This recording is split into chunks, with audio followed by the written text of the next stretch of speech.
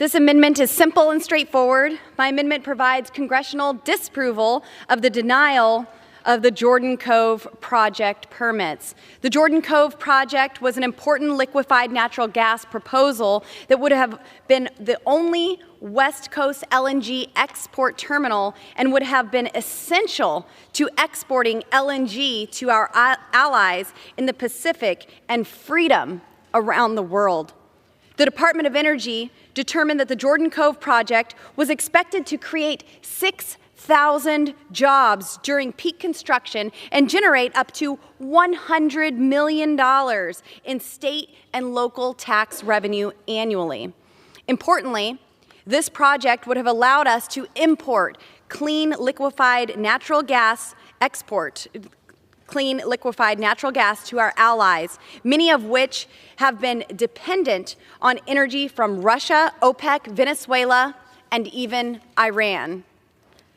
America makes the cleanest energy around the world. In fact, our natural gas is 42% cleaner than Russian gas. American innovation, in particular fracking, has allowed America to be the global leader in emissions since 2000.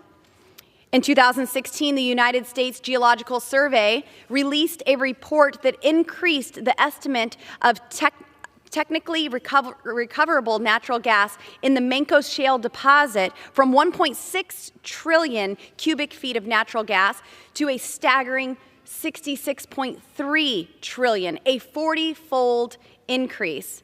As David Ludlam, who worked for the West Slope Colorado Oil and Gas Association, says, there is enough natural gas to power the state of California for 50 years right in Colorado's 3rd District's backyard, and the need for our community to join the global energy marketplace has never been more urgent.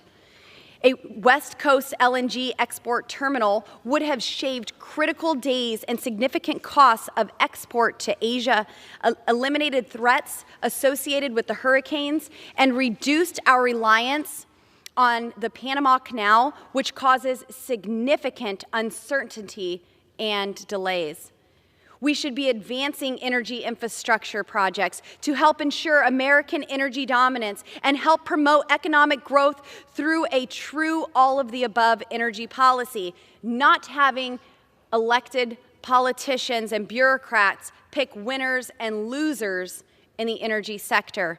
Importantly, Jordan Cove has significant bipartisan support. In fact, the project in Colorado was supported by then U.S. Senator Cory Gardner, U.S. Senators Michael Bennet, then Governor John Hickenlooper, the Colorado Senate, the liberal Denver Post, the liberal Grand Junction Daily Sentinel, and local governments in western Colorado, including Mesa, Garfield, Rio Blanco, Moffett, Routt, Delta, and many other counties and municipalities in my region.